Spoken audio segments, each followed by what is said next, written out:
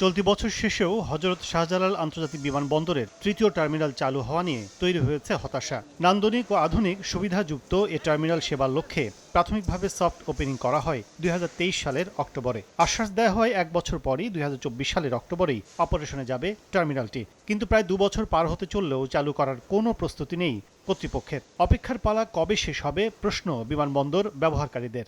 যাত্রীর চাপ অনেক বেশি, বা বিদেশ থেকেও এখন বড় বড় ইনভেস্টররা আসতেছে, কিন্তু আসলে এয়ারপোর্ট হিসাবে ফেসিলিটি দিতে পারতেছে না। এ কারণে থার্ড টার্মিনাল যত দ্রুত সম্ভব এটা চালু করা উচিত। আমাদের কষ্ট দূর হলে আপনাদের দ্বারাই দূর হবে। ট্যুরিস্টদের জন্য ফেয়ারটা অ্যাটলিস্ট আপনার 30-40% কমে যাবে। সেক্ষেত্রে আপনার বিনিয়োগ যেমন বাংলাদেশে বৃদ্ধি পাবে, আপনি মানুষজনের বিভিন্ন জায়গায় যাওয়ার সুযোগ তৈরি করে দিলেন। এদিকে টার্মিনালটি নির্মাণে এখন পর্যন্ত ব্যয় ২১,৩০০ কোটি টাকা।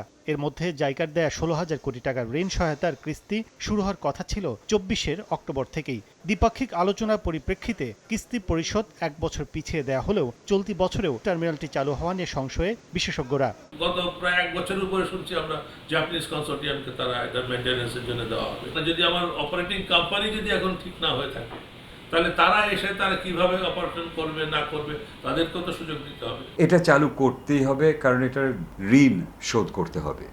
এটা যদি অপারেট করা না যায় তাহলে টাকাটা কোত্থেকে আসবে? এভিয়েশন সংশ্লিষ্টদের উদ্বেগ বাড়লেও নতুন টার্মিনাল কবে চালু হবে তার নির্দিষ্ট কোনো দিনক্ষণ জানাতে পারেনি সিভিল এভিয়েশন। মন্ত্রণালয় চাচ্ছেন যত দ্রুত সম্ভব নিয়মের মধ্যে থেকে জিনিসটা আমরা বুঝে নিয়ে যেন আপনার অপারেশনাল মেইনটেন্সে যেতে পারি। সে মন্ত্রণালয় আর্নেস্টলি এবং আমরা আর্নেস্টলি আমরা চেষ্টা করছি।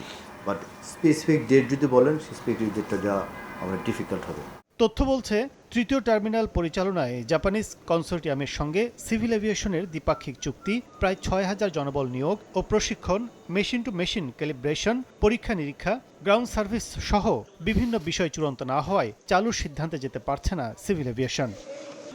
কাজল আব্দুল্লাহ, সময় সংবাদ, ঢাকা।